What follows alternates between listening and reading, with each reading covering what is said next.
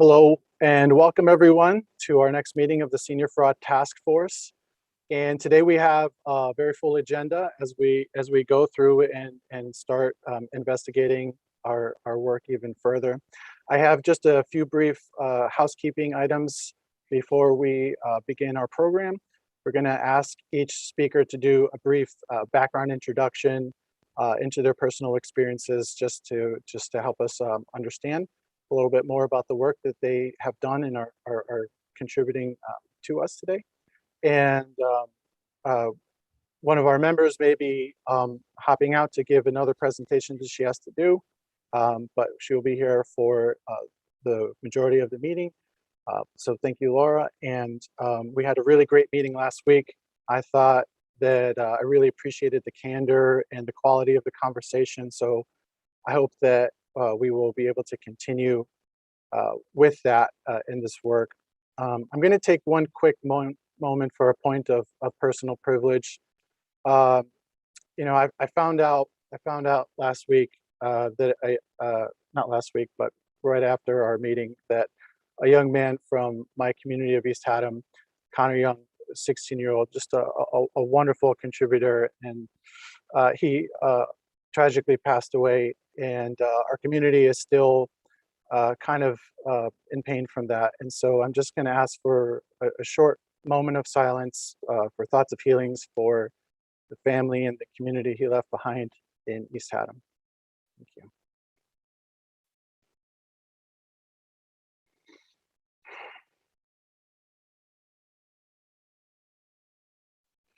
Not everyone gets a full term in this life, but every day is it's a precious gift. So, let's continue in this meaningful work to, improve the quality of life and the protection of our seniors and our vulnerable populations who, they really contributed so much in their time before us. And so I'm going to now pass it to my co-chair, Joan, who will begin introductions. Thank you. Thank you, Michael. Welcome back, everybody. Today will be the first meeting where we have some guest speakers. And like Michael mentioned, we do have a full lineup. So hopefully we can get through everybody's presentation and what they have to say and get our questions answered from them. As indicated by the terms of the Public Act, the initial reason and primary reason for the task force came from some concerns about Medicaid planning services. And so the first two meetings that we have here are about the Medicaid application process and planning services. So that's the focus of this meeting today. So we do have 4 speakers, and we're going to start with Sarah Chimolecki from DSS. Sarah is a public assistance consultant with DSS. And as Michael mentioned, we're going to have the speakers give a little bit of a background of where they are and where they're coming from. And then we can have them speak and then have some time for questions. If it seems like a particular speaker is going on a little bit too long and we might run out of time, we'll probably pop in just to make sure that we have enough time for all 4 speakers. All right. And so, go ahead. Hi, I'm Matthew Antonetti with DSS. Sarah is stepping in for Kristen Dowdy, who was unable to attend today. I did just want to clarify before Sarah gave just a little bit of her professional background. Sarah isn't necessarily going to have a presentation today, but she's here with the Division of Program Oversight in DSS that fields the eligibility assessments, and so we thought it was useful to have someone on the DSS's receiving end of the eligibility questions, probably in light of some of the other commentary that Michael, Carmine, and others might make this morning. So So Sarah, I'll just turn it over to you to introduce yourself, but I just did want to clarify for her and for everyone that there isn't a DSS presentation so much on this point this morning. Okay, thank you. That's fine. Thank you, Sarah. Yeah, thank you, Matt, for that. Yeah, so Sarah Chimolecki, I am a public assistance consultant in the medical eligibility unit under Kristen Dowdy in the Division of Program Oversight and Grant Administration. I am a Medicaid specialist, but I do focus on long-term services and supports. So I'm happy to give any input today or any feedback, and I'm looking forward to hear the discussions.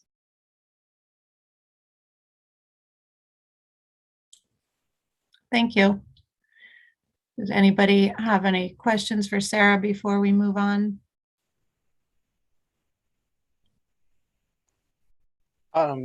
Yeah, I'll take a question or two.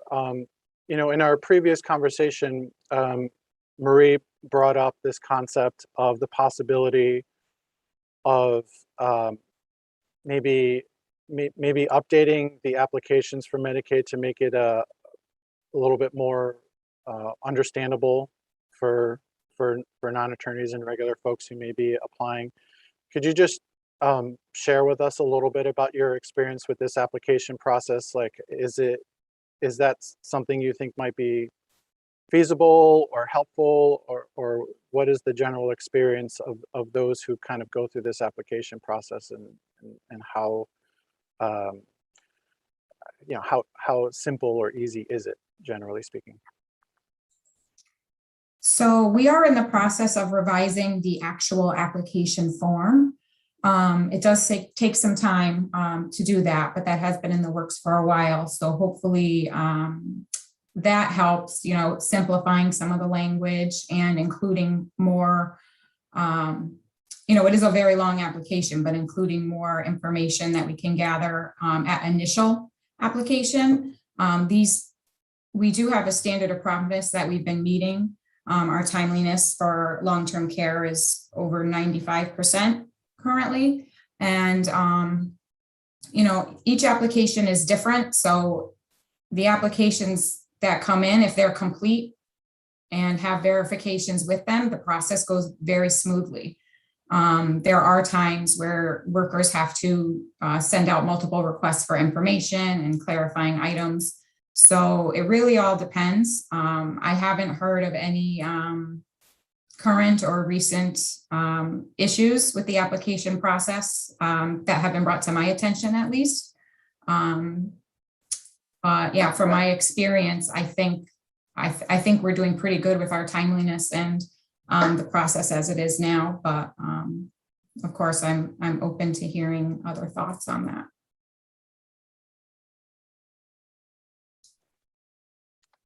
Okay, and one more question before I open it for others. One of the topics that came up briefly and that occurs in other circles, and you know, I won't overly hold you to this.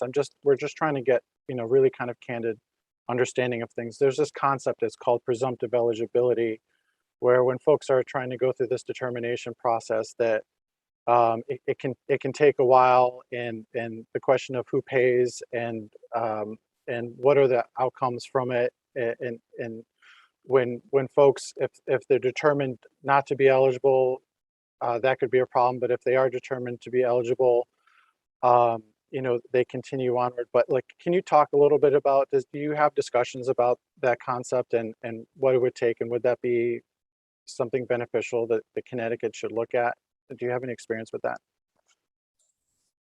I apologize that I don't in terms of long-term care.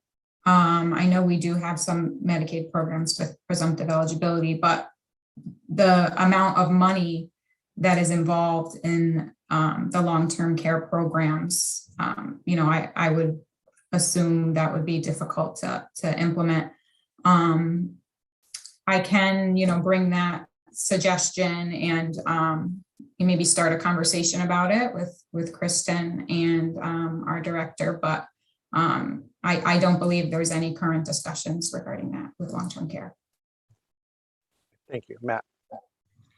Thank you very much, Michael. Just a quick follow-up, and not to ask Sarah to respond to that today, but the issue of presumptive eligibility in LTSS applications has been under discussion for a number of years. And one of the arguments in favor of moving in that direction is this, that up front, there is a really rigorous evaluation of income and assets. In fact, the asset evaluation that goes into an LTSS application is much more significant than a customary traditional Medicaid application. And the income evaluation, it usually, we usually find that the income is a stable source of income. It's either Social Security income or perhaps stable pension income, or income that might be derived from another stable source, the results of annuity. And so when the original application is determined to be, meet all the standards, at 6 months intervals or at 1 year intervals, there really is often hardly a change in circumstances that warrant a full-blown redetermination of eligibility. And so it's one of the arguments that the ongoing redetermination process should include a presumptive eligibility component to it, because of the stability and the notion that circumstances are not changing that much in LTSS applications. Anyway, I just want to put that on the record. Thank you, Michael.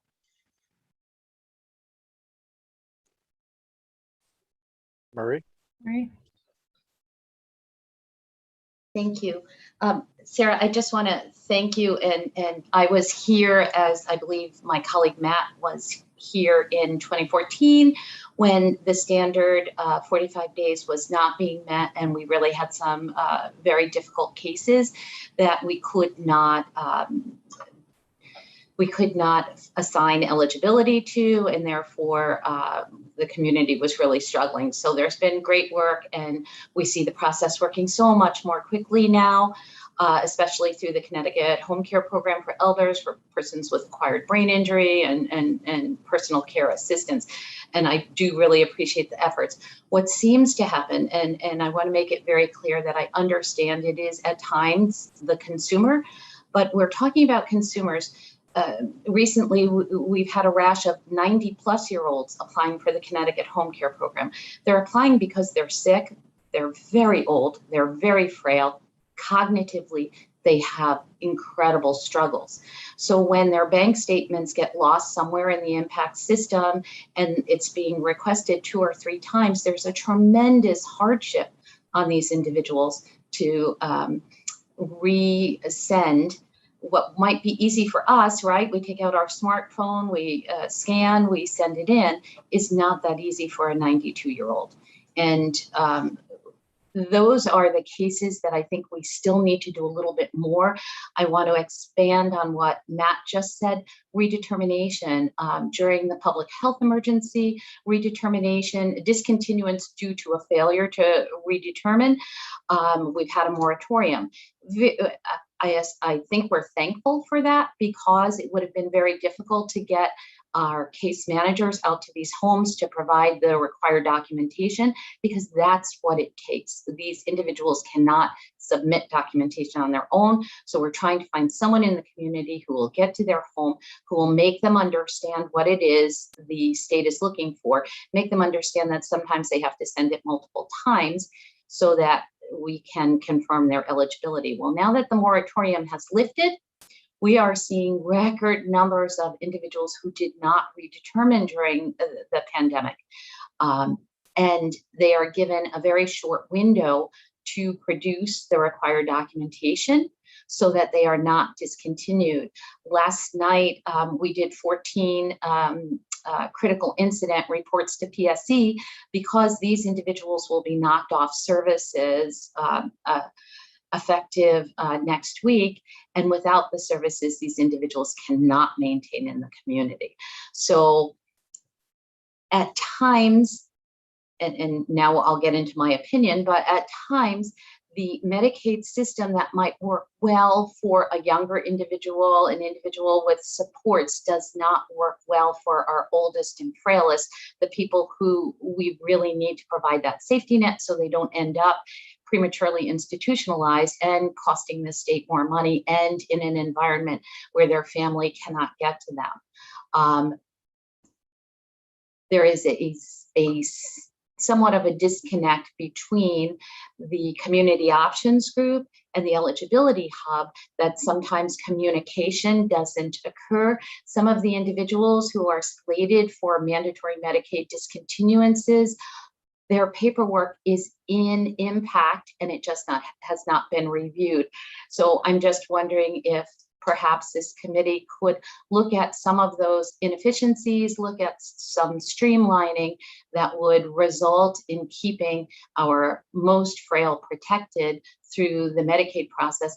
And in particular, right now, as that moratorium on mandatory Medicaid is lifted and we see these huge numbers, I've only got so many case managers and we can only get to so many people. And once that paperwork is in there, it takes time for it to be reviewed, and I'd hate to see people lose eligibility for a technicality.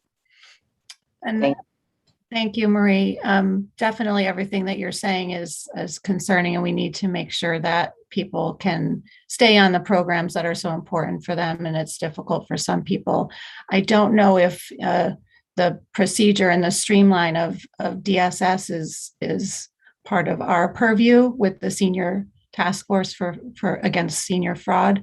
And unfortunately, we don't have a ton of time to get our report done. Certainly, it's something that I believe needs to be addressed. There's two other hands up. Steve, if you want to talk. I think Jackie actually had her hand up before me. Oh, that's Oh, I didn't see your hand. Sorry, Jackie. That's okay.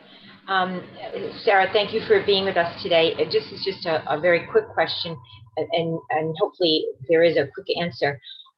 What if a Medicaid applicant or their designated advocate does not have English as their primary language? What accommodations are made to also get that applicant and their paperwork streamlined through the process?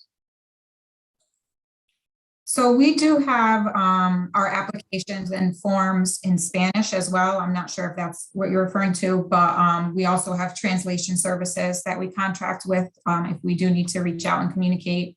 And most times our Spanish speaking clients do have somebody English speaking that can assist if one of the caseworkers assigned is not bilingual, but we do have services that we use to communicate effectively. Thank you. Steve, are you next? Believe I am. Sarah, are you aware of the idea of retroactive home care for Medicaid? Am I familiar with the idea? Is that? Yes. Yeah. Are you familiar with the concept? Yes.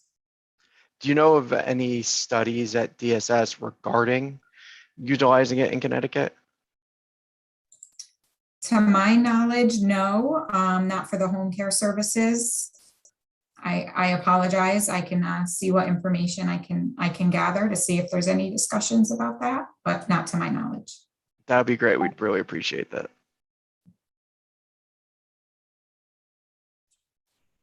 I think, Matthew, you had a hand up, but then it went down. I don't know if you have anything else you wanted to say. Oh, yes, thank you, Joe. No, I was just going to follow up, I think, along the lines of what you had commented as to the charge of the task force. I think there are a lot of good questions in general and concerns, but with respect to what report would be coming out of this task force, it may be a little bit more limited in connection with the planning services that might be available.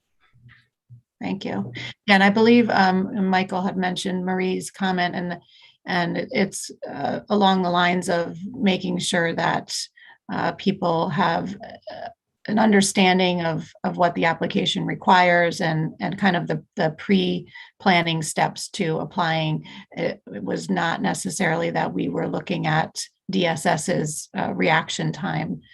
So certainly that is something that's going to come up as part of our our review is making sure that the consumer understands what's required of them and what is available to them as part of the process, because I think that needs to be clarified. Michael, did you want to make a comment? Thank you.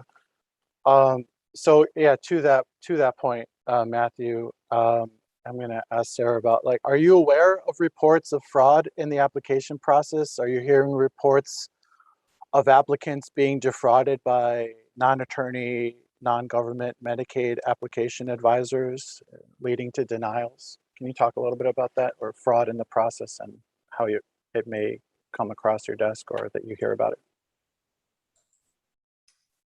Unfortunately, no, I don't have any knowledge of that. I'm sure that would be, something our resources and fraud division would be more privy to.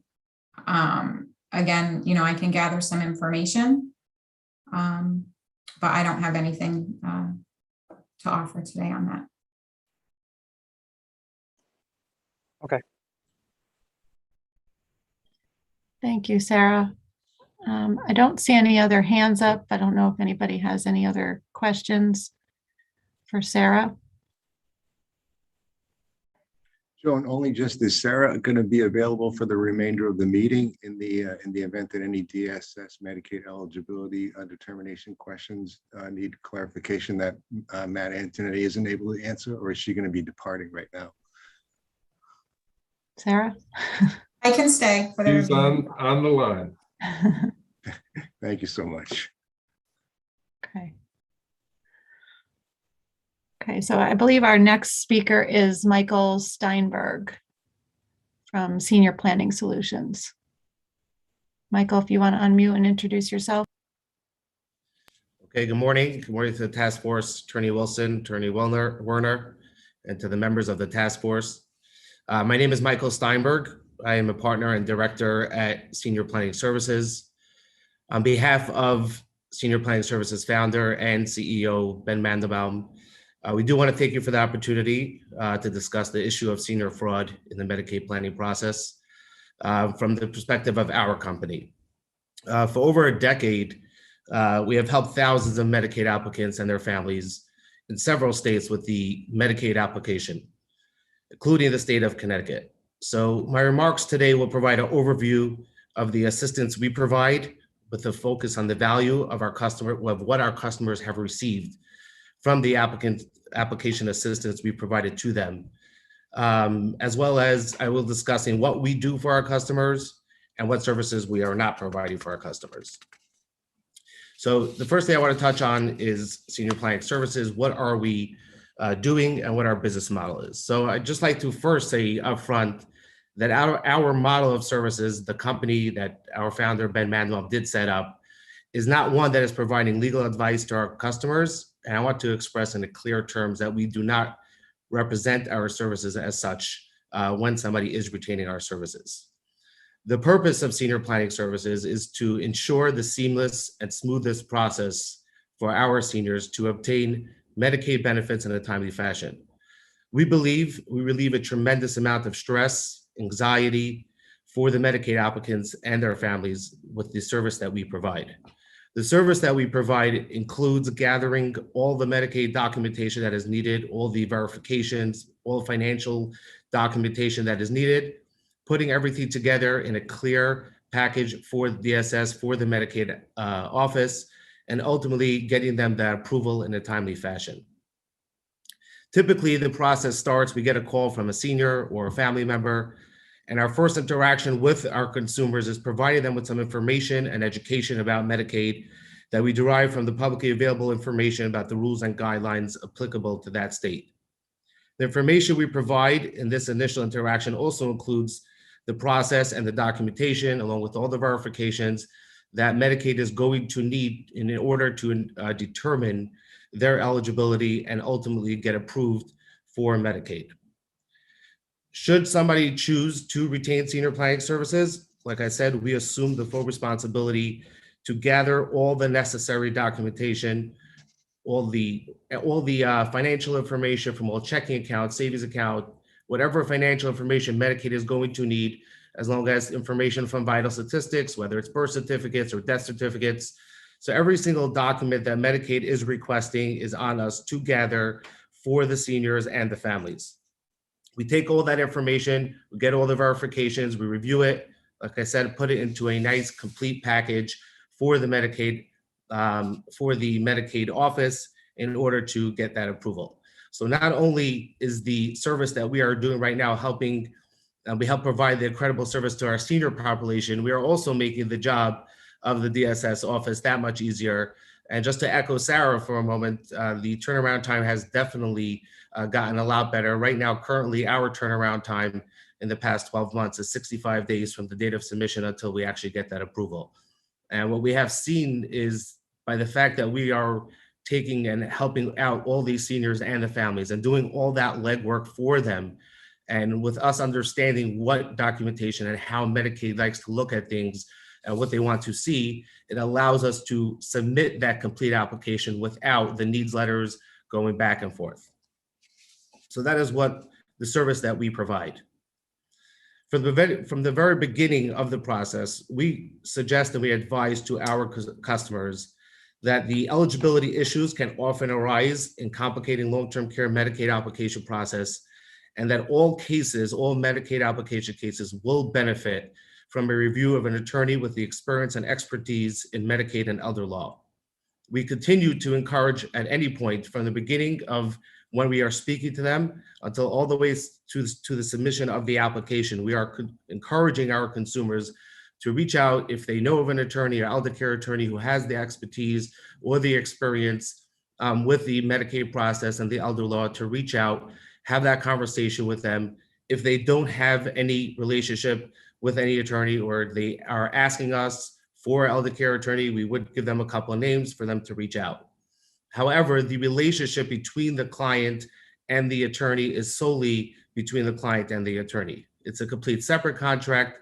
They are not hired by us. We do communicate with the attorney that is working with our customer as well as our client as well, because many times there are additional documentation that we need to submit along with our paperwork. However, it is, like I said, a completely separate contract between the client and the attorney. So our focus and attention is on the application assistance that we provide. We do not provide any legal advice. We have engaged counsel to ensure our business model and our application assistance process remains the focus alone on only gathering those documentations, putting everything together, and basically doing all the legwork on behalf of our clients. So again, I would like to thank you for this opportunity to present our perspective on the task force. I would be happy to answer any questions you have and follow up with the task force with any additional information that you require. We definitely appreciate this. This topic is near and dear to us, and the need to help our seniors obtain Medicaid benefits is growing every day. It's just getting more and more. And when this is done right, when we can take the stress off the families and at the same time stress to our families and our customers, our clients, the need to consult legal counsel, we can ensure that our seniors are being represented properly and not the recipient of neglect or fraud. We've had the privilege to assist well over 12,000 families and seniors throughout this Medicaid process throughout 6 states. In Connecticut alone, we have serviced over 3,000 clients. And we look forward to continue doing so together and looking out for our seniors and making sure that they are getting the best possible outcome in every application. Thank you. I hope I didn't extend my time. Thank you, Michael. Does anybody have any questions for Michael?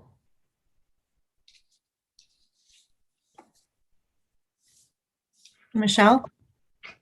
Good morning. Are you able to explain how the fee process works? How do you determine what the fee would be for each client? Is it billed hourly? Is there a set fee? No, it's a flat fee. So our fee does range between $6,000 and $8,000. When we are speaking to the client initially, before they retain our services, that's when we quote them the fee. So it's a one-time flat fee. They know what they're paying prior to even retaining our services.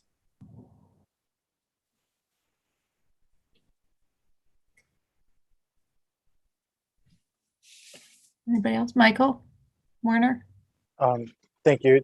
Just briefly, as we've been looking kind of at some things that other states do, is the work you do, is that considered licensed or unlicensed, or how does that work?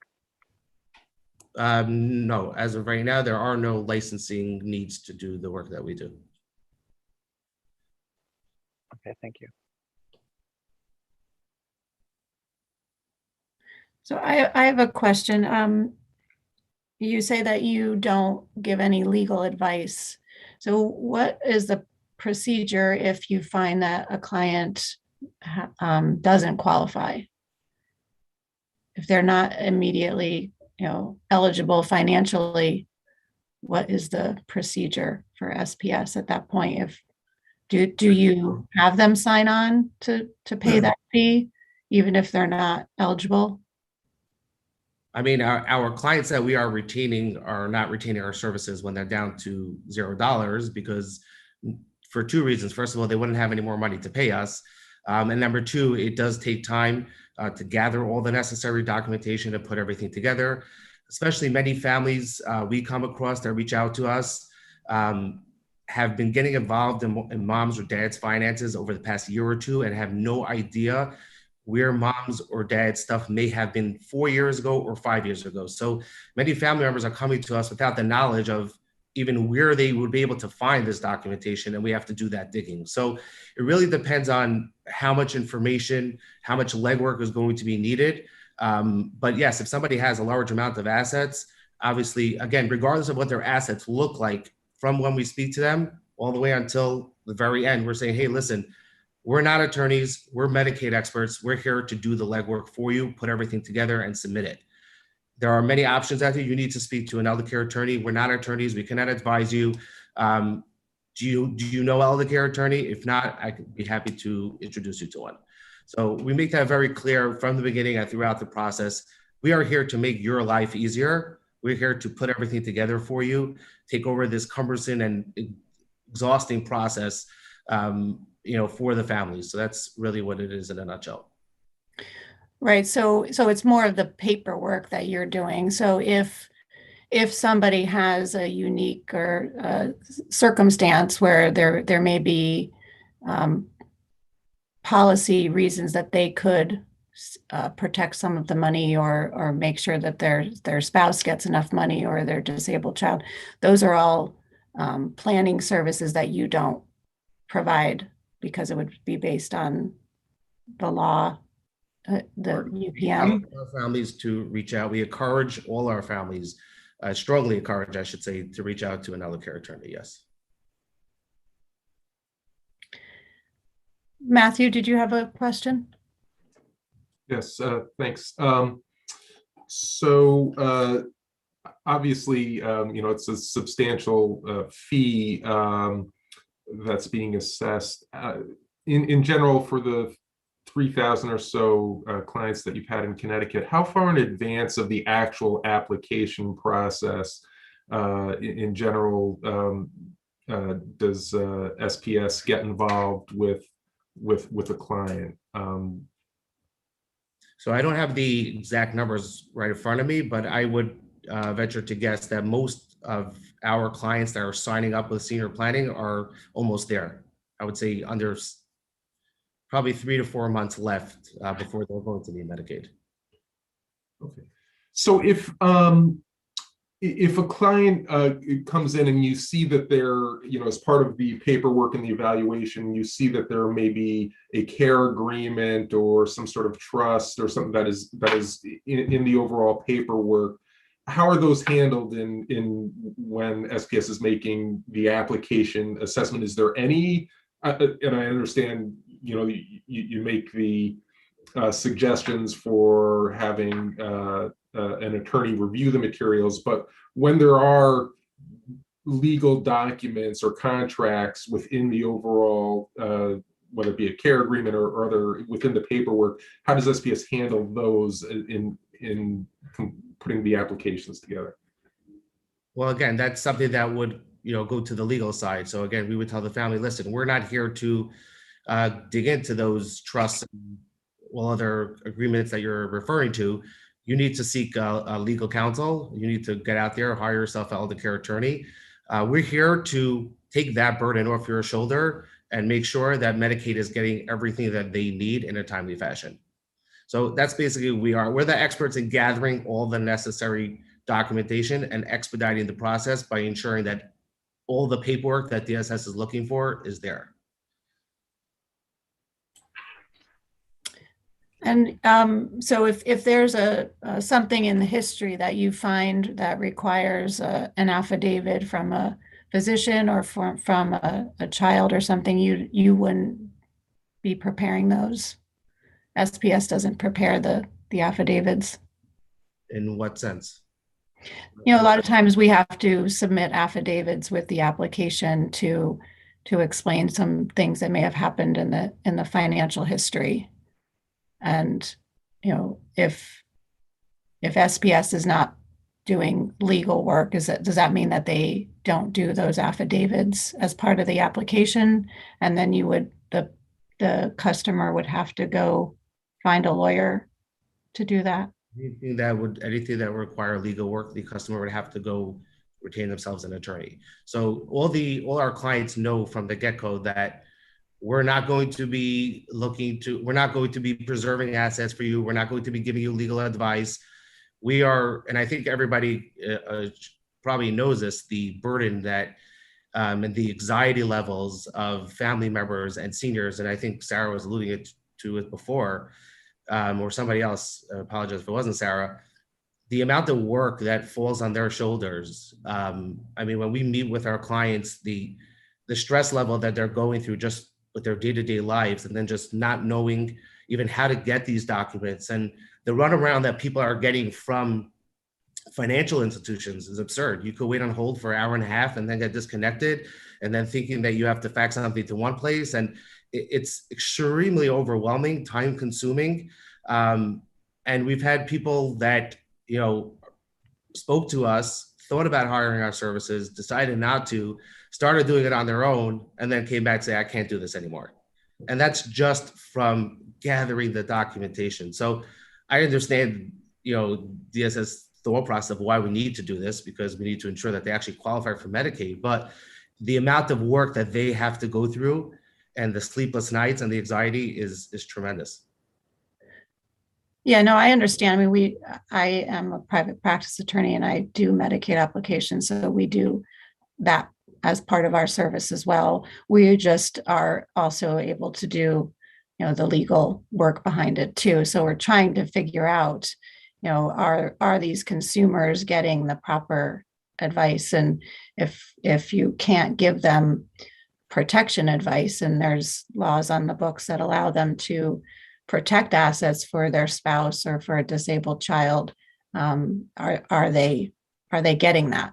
And we want to make sure that people aren't unnecessarily spending down and then ending up on the state benefits themselves. I couldn't agree with you more, that everybody needs to be made aware of that. And that's exactly what we are doing. So it's very unfortunate if, you know, somebody worked so hard their whole life and they saved up whatever that money, whatever that dollar amount is, or, you know, whatever kind of asset they still have in the family, to be able to protect that, of course, absolutely.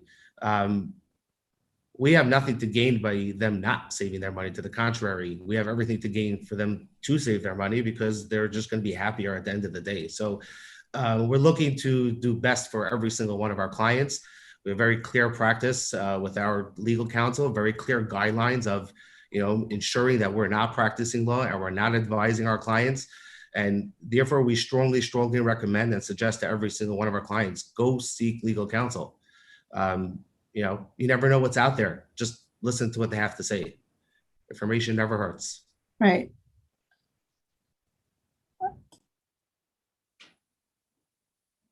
Matthew, sorry, I put myself on mute before I asked you to talk.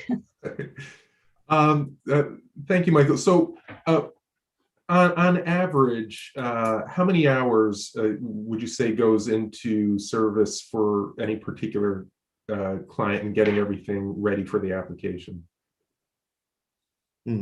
Honestly, I don't have that number right here in front of me, but it's got to be many from the time that we're initially speaking to them, to meeting with them, to gathering all the necessary documentation. I could get back to you on the hours that we estimate takes per application. I'm assuming also, obviously, it's going to fluctuate depending on how many accounts they've had over the past 5 years, which financial institutions. But I could definitely get back to you on an estimate of how many hours go into per application on average.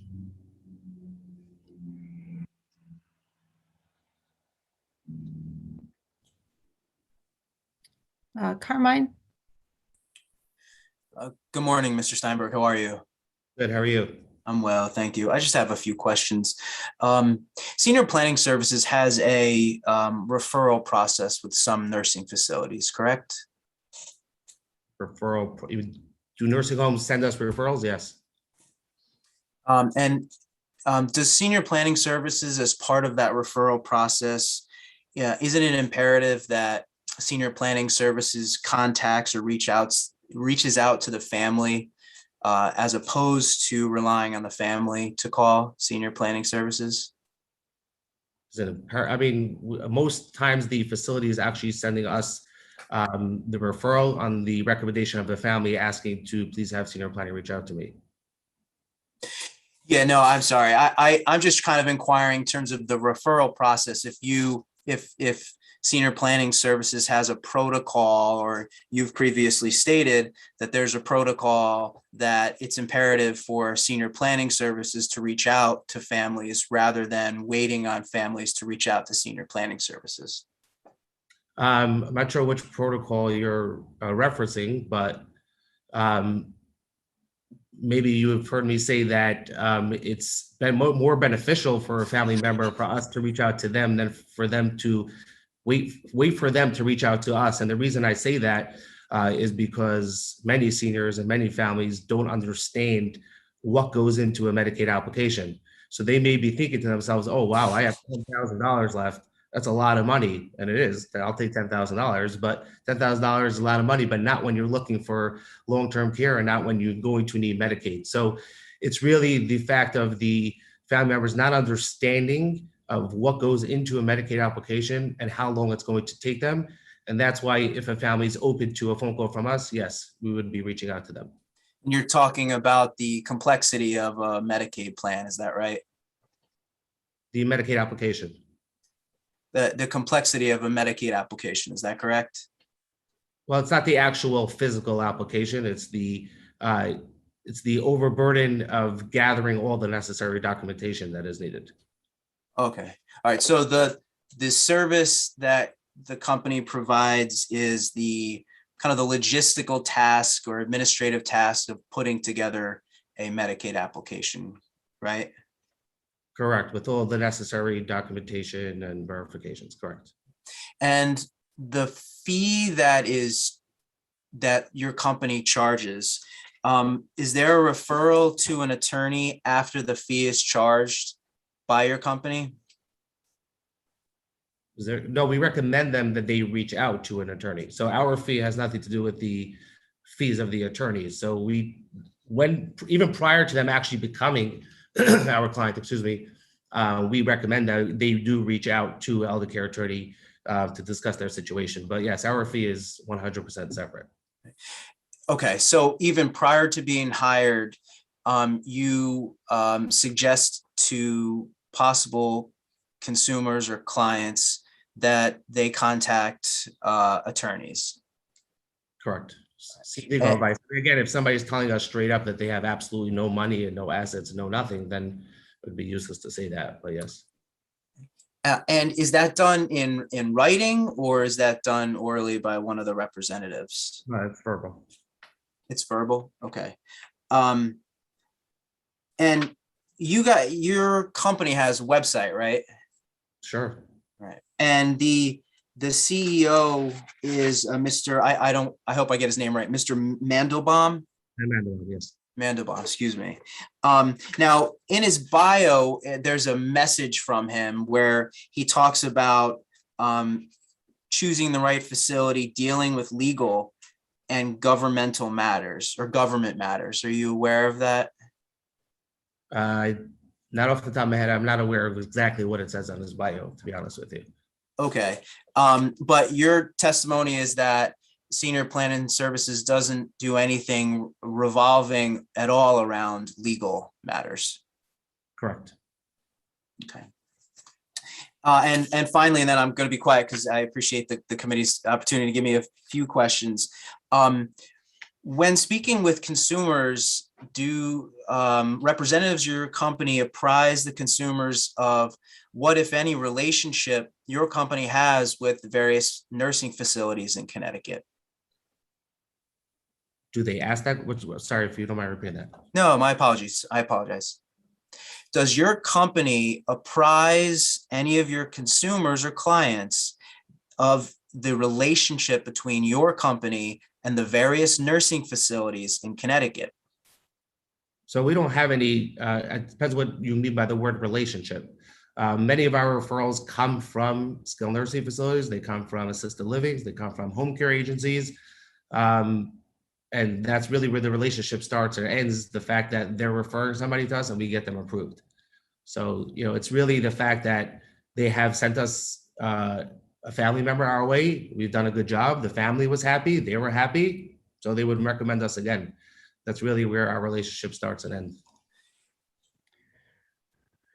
Does your company apprise possible consumers or clients with respect to what, if any, fee that your company receives from a nursing facility? Well, the client is the one that would have to pay our fee. Right. I guess better stated, does SPS receive fees from nursing facilities from referrals? Absolutely not. Absolutely not. Do we receive money from a facility for referrals? Yes.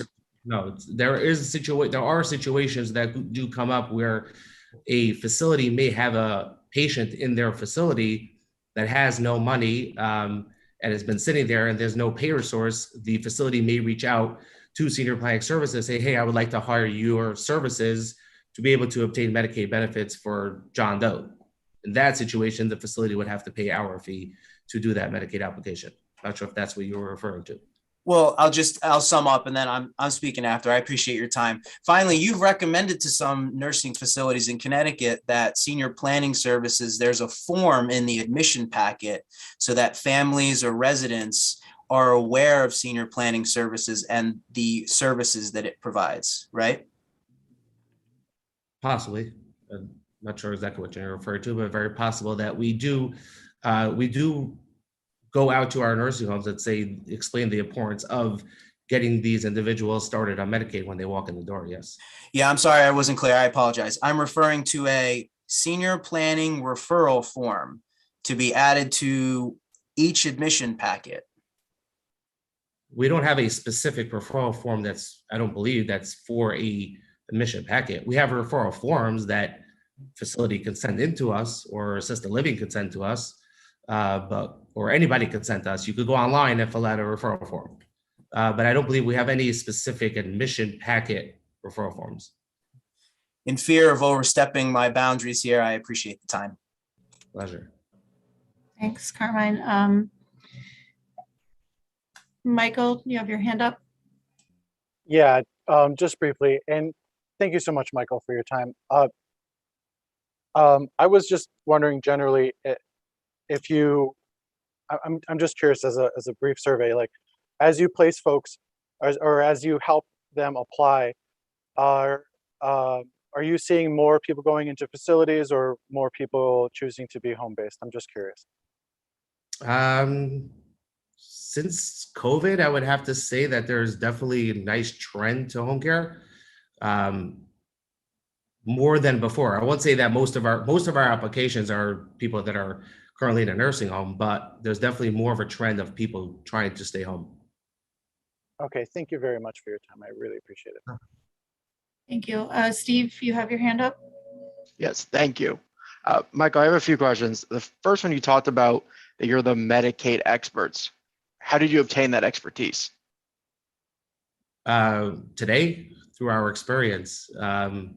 Before that, I wasn't here in the when the company was founded, but actually our CEO, Ben Mandelbaum, was helping out in nursing homes for Medicaid applications. So I think that's where he got his knowledge from.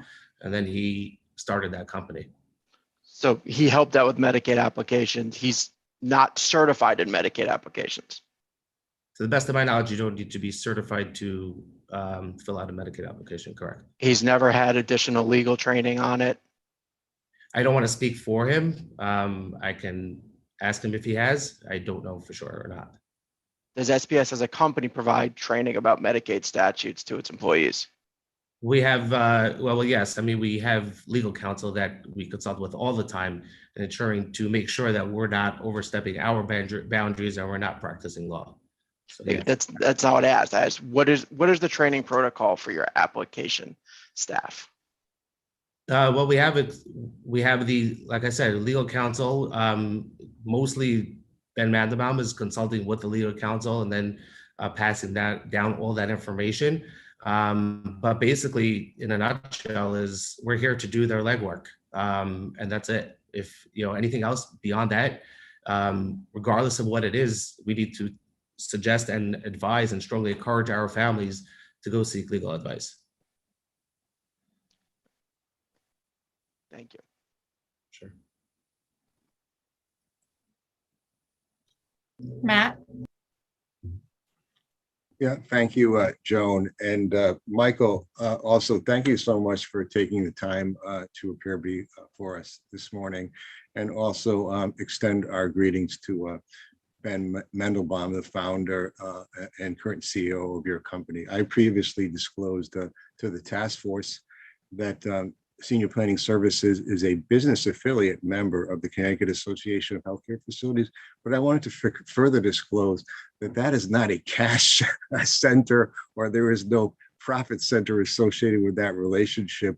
We offer business affiliate membership to law firms, many law firms and financial institutions and therapy companies and so on. And so we're grateful for your association with us, and thank you again for appearing today. I did want to clarify, there's no pecuniary value or benefit to my association because of that relationship. In terms of the line of questioning from Attorney Rubin, would it be fair to say that there's a great deal of public information available about the long-term care services and support Medicaid eligibility determination process in the state of Connecticut on the DSS website itself, and in written materials and links provided by DSS? And what I mean to say is that I'm very familiar with a publication that DSS has written and updated many times, where they spell out the rules and regulations and process regarding Medicaid eligibility in Connecticut, in which they spell out all the provisions concerning the community spouse allowance that is allowed under law, where they spell out what what can be moved into a irrevocable funeral contract permissible under state and federal rules, and sort of the full range of matter-of-fact rules associated with Medicaid eligibility determinations and the timeliness of processing them as well. Would it be fair to say that largely that's the information that your training is consists of, in addition to what you've expressed as making sure that you don't cross any boundaries into areas where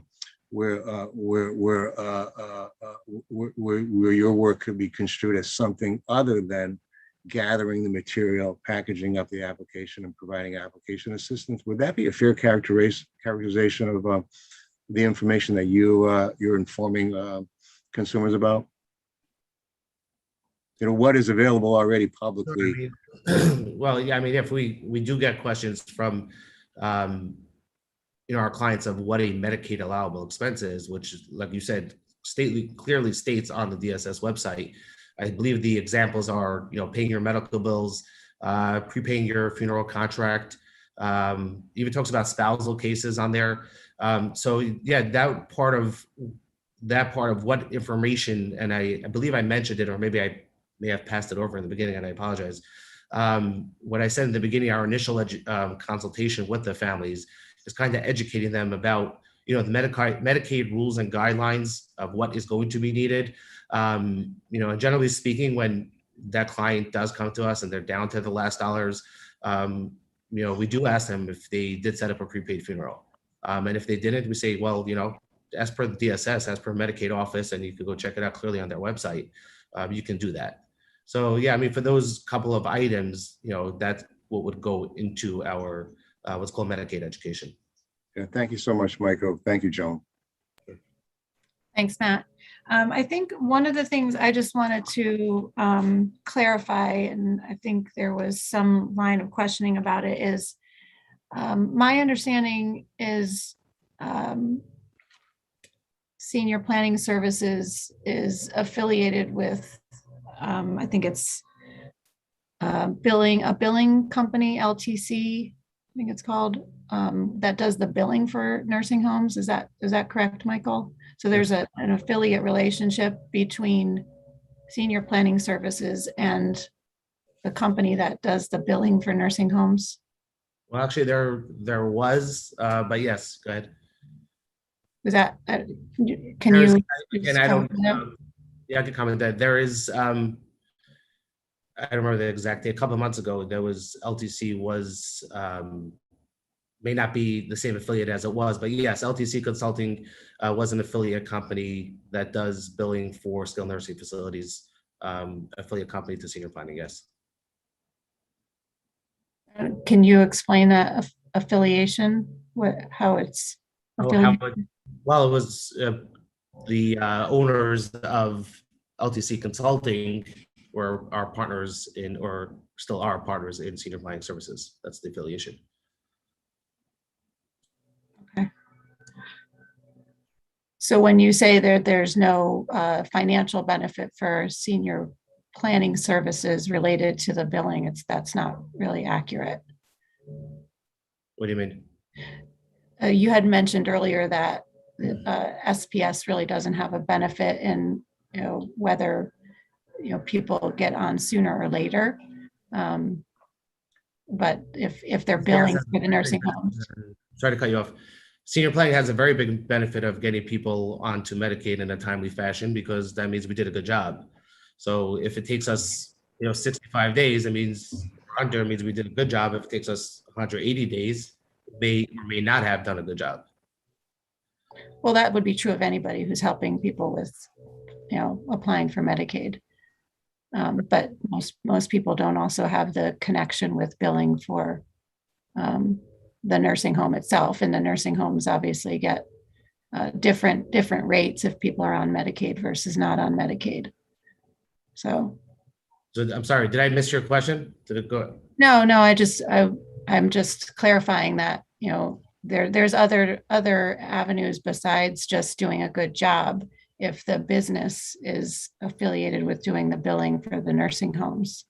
I'm just trying to clarify whether, that there's more connections with SPS to the nursing homes. Well, LTC does get an application through. Right. I'm just not, I apologize. I'm not trying to be, I'm not understanding. I'm not understanding the question.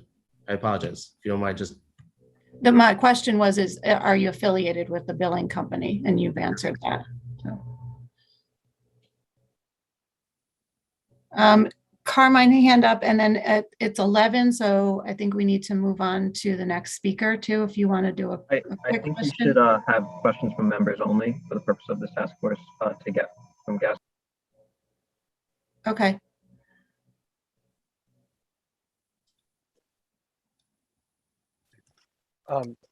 Okay, so in that case, Michael, thank you again. And but it is Carmine is next in the agenda, so maybe we can move on, as it is indeed the top of the hour and we have 2 more speakers to go through. So really appreciate everyone's dialogue and conversation, and thank you so much.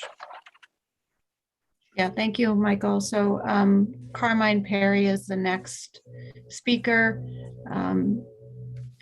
He is an elder law attorney, and he was mentioned at our last meeting. Matt Barrett had brought him up in an article that he had written in his blog. So we reached out to him to see if he could participate in this meeting. So Carmine, if you want to give a little background and explain to us your involvement. Thank you. Thank you for having me, and thank you for letting me ask a few questions earlier. I appreciate it. Carmine Perry from Topeka Daily, Pope and Perry. I'm a probate and elder law attorney, and part of the CBA elder law section. Before I get to my prepared remarks, so to speak, my only question, or my remaining question, which might be multi-pronged to Mr. Steinberg, was going to be that in looking at the company profile for Senior Planning Services, it states that Senior Planning Services undertakes the entire process on behalf of the applicant. And I was going to ask him about that because it seemed that his response was that it undertook a portion of the process. And then it also said that on his LinkedIn page, that Senior Planning Services specializes in all Medicaid for states. And I was just going to ask him about that, but understood as to the rules here. So as a I didn't know if there was a question or not. No. Okay. As a probate elder law attorney, we encounter on a frequent basis, I encounter on a frequent basis issues involving seniors, obviously, seniors being taken advantage of, seniors being victims of fraud, abuse, and exploitation. One issue of many that comes up during the course of our day as a probate or an elder law attorney is the issue of planning services for Medicaid applications. Before we go a little more into this, I thought to myself, what is fraud? And very generally speaking, and I'm just tracking some of the language from the bill that established this task force, isn't fraud deception or some form of misrepresentation in some form or manner? It's a misrepresentation. So personally speaking, I'm not here today to point fingers, but I am encouraging, requesting, even if I may be so bold, for you to roll your sleeves up on some of the issues that appear before you. And I appreciate the time and the time that this task force is taking to look at some of these issues. Back to the issue of planning services for Medicaid applications. Isn't this all simply about making an informed choice? It's about making an informed choice. And that covers the gambit of many things that we do, many things that we do in life, many things that we do in business, and any of our interactions. So an informed choice is a decision that when one is aware of the various options, opinions, and sometimes what is not being said or brought about. I had an older attorney once say to me about a contract. One of the most important parts of a contract is what does not appear in it. I scratch my head. I still sometimes scratch my head, but I scratched my head when he said that to me. And like with contracts, representations, proposals, or oral statements to folks, oftentimes it's not what's said, but what's not said. And that's part of the issue that I believe is before this task force. Not only what is said and represented to folks, but what is conspicuously absent from what is represented to folks. So some concerns when it comes to purported service providers is that people aren't making informed choices. And when they're purportedly choosing to work with some of these providers, are these really informed choices? I'm speaking a little more generally. I believe that Attorney Tedisco's forthcoming comments there will be some more specifics with respect to this issue that I think will nicely elucidate that. And I respectfully request that the idea of making an informed choice, please apply that when you're listening to Amy speak after. But with respect to this informed choice, the following comes to mind. Do Medicaid application companies have a relationship in any regard with a nursing facility or the nursing facilities that they're working with? In short, are there conflicts of interest? Does a company that owns a nursing facility have an interest in a Medicaid application company? Does that exist? Does that exist maybe in other states where there's a company that owns a nursing facility that has an interest in a Medicaid, a purported Medicaid advisor? Do any of these Medicaid application companies have sister companies that provide billing, collection, and administrative services for nursing facilities? And if the answer to that is yes, well, is that done from some aspect of remuneration or simply payment? So is there a conflict of interest? Maybe a question to look into, maybe something to do a little more due diligence on. What financial connection, if any, do these companies have with nursing facilities?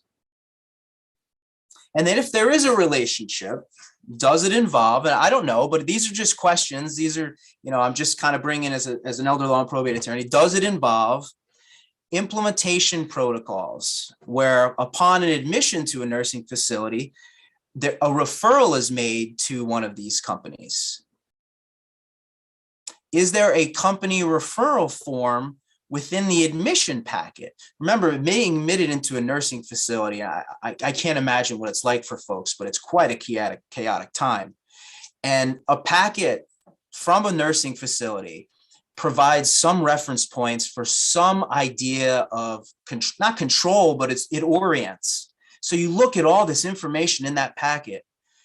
If there's a form in there, a referral form to one of these companies, is that something to look into? And if that form is there, why is it there? Are there any requests or referrals to private pay residents to within a nursing facility? If it's a private pay, someone that's not yet on Medicaid, is there a referral? Is there a link for referrals to these companies, or so that a company representative can contact a family member, not relying on the family to call the company, but the company call the family? Do any of these companies, these Medicaid providers or assisting with this application, does it provide the nursing facility with updates regarding the resident's application? To whom do these companies owe a duty? And if there is a duty, where does the loyalty lie? With the applicant or with the nursing facility? And if the nursing facility, why the nursing facility? And does the company advise Medicaid applicants to spend down all of their money on a nursing facility? Oh, spend down, spend down, spend down, spend down. Yeah, there's an asset limit, spend down. And where does the spend down go to? The nursing facility. And without identifying possibly a technique, or I should say a planning component of, if there's a disabled child under our Medicaid rules, can money be transferred to a disabled child for him or her? I asked these open-ended questions, and I'm going to conclude. I ask these questions because I invite, or if I may be so bold, request you look further into this. And I look forward to hearing from Attorney Tedisco with some of the specifics she has. Because I think sometimes what gets lost, and this is my observation for whatever it's worth, sometimes what gets lost is the very reason we're having these discussions, and that's for the seniors themselves. And lost among the wave of all this information are these seniors, and they're looking for some type of mooring. And the concern here is that what is being relayed to them is not a whole picture of the process, but a portion of it. And that's the issue with them not making informed choices. And I thank you again for the time. I appreciate it.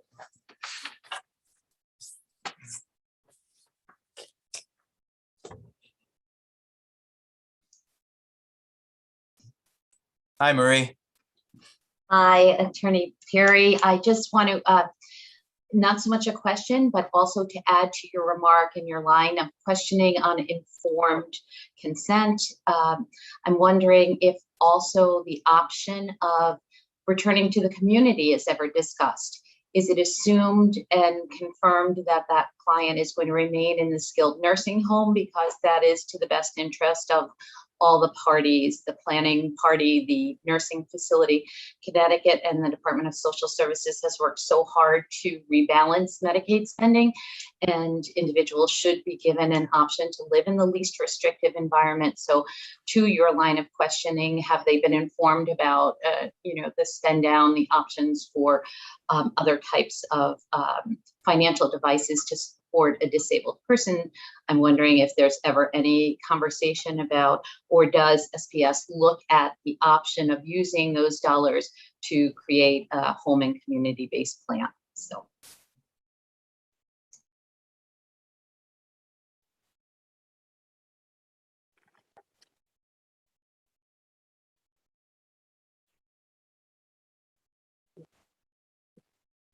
Carmine, would you like to respond to that? If I say no, I hope Ms. Allen doesn't take offense to that. I think it was clear and concise. So I don't think it requires my response other than saying I agree. And I mean, no disrespect for that. I think it was clear. So I don't have anything to add to that. Frankly, I think she'd say it much better than I would. So. Oh, okay. Matthew, you have a question. Yeah, so Attorney Perry, and maybe this is where you're going to Attorney Tedesco will follow up. You raised several questions as to potential conflicts of interest in Medicaid application companies or other referrals. I was, as part of the task force, curious if you have specific examples or can point to any metrics that might indicate that there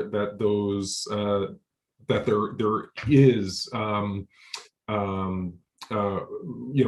fraud or a deception occurring in support of companies that might be compiling data as part of the and records as part of the Medicaid application process.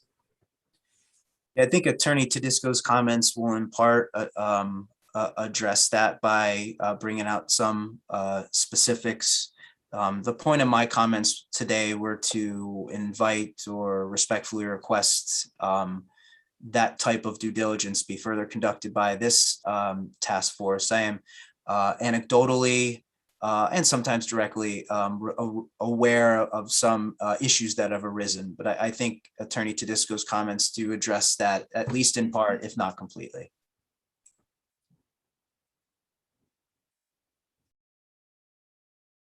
Okay, are there any other questions for Carmine? Okay, seeing none, I'm gonna, thank you.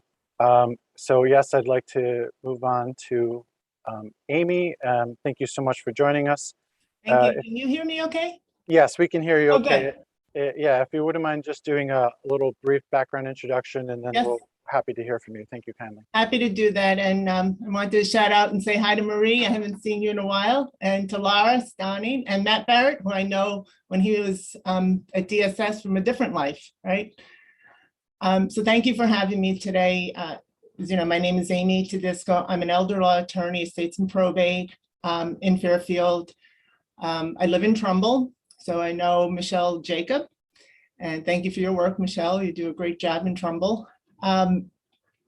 I've been the past chair of the Connecticut Bar Association Elder Law Section and the president of the Connecticut chapter of the National Academy of Elder Law Attorneys. I'm here in my private individual capacity, not as a representative of either of those organizations. I'm on the executive committee of one and still a member of the other, but I'm here as a concerned elder law attorney. I want to share with you my experiences, what I have seen with clients that I've represented. So the passage of Public Act 2184 was a recognition, in my opinion, of the legislature that Connecticut seniors are often, and too often, victims of fraud and other consumer violations, including the practices of so-called Medicaid advisors. And the importance of the study that you've been charged to prepare can't be understated. Medicaid advisors are unregulated companies who've aggressively invaded and flooded Connecticut and many other states. They offer services to families to assist in the Medicaid application process.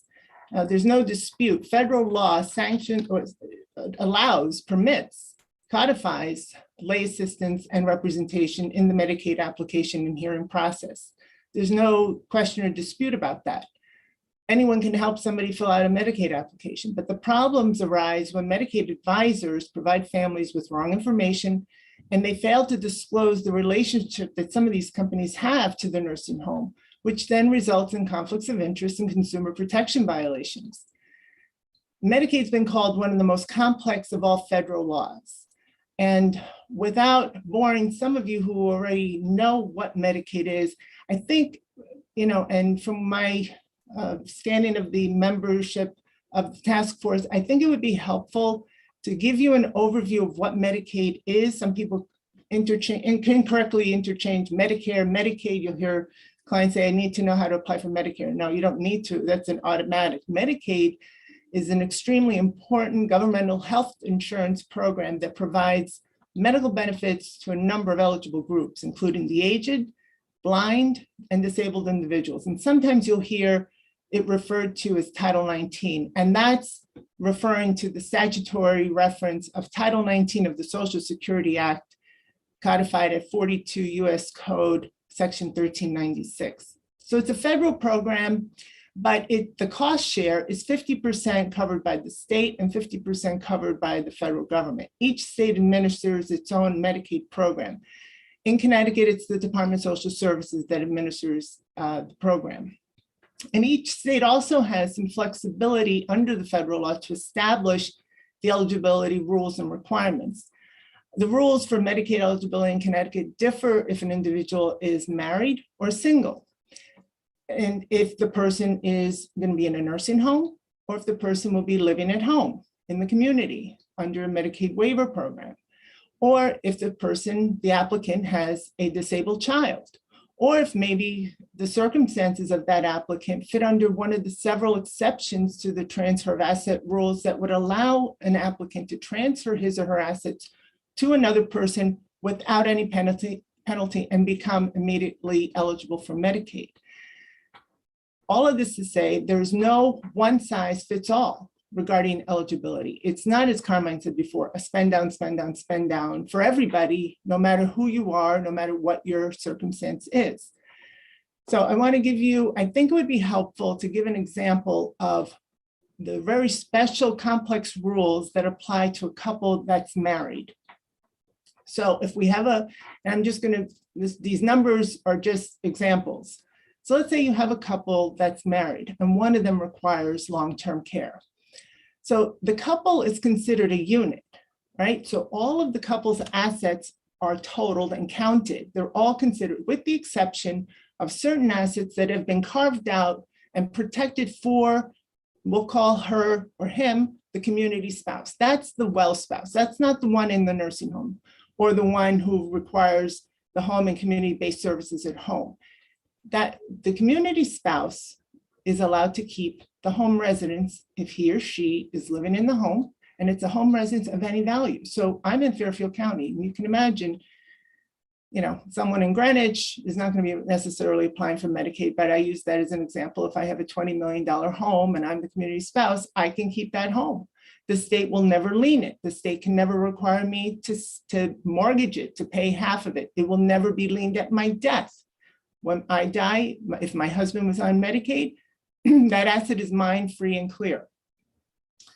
So the applicant's assets and the spouse, as I said, are counted with the exception of the car and the home. In addition, so here's what the asset division happens. So let's say this couple of a modest, and this is the typical type of person we represent. They may have a house, a car, and $250,000 total, all assets.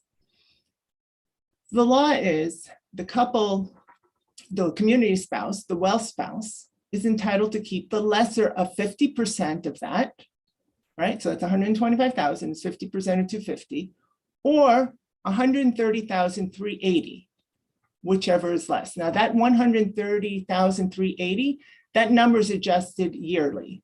I believe in January, that will probably go up. It's usually a cost of living bump. It's not very much, but you know, down in these parts of the state, that's not a whole lot of money for a community spouse living in Connecticut to have. But that 125,000, so let me back up. The other 125,000, remember, if the community spouse can keep 125, what happens to the other 125? And that's what Carmine was referring to. For a community spouse, there are a number of things that you can do with that 125,000. It does not have to be spent down before the ill spouse is eligible for Medicaid. But in my experience, that has been the routine advice that we have heard the Medicaid advisors give to the community spouse, that amount of money has to be spent down. And therein lies the problem.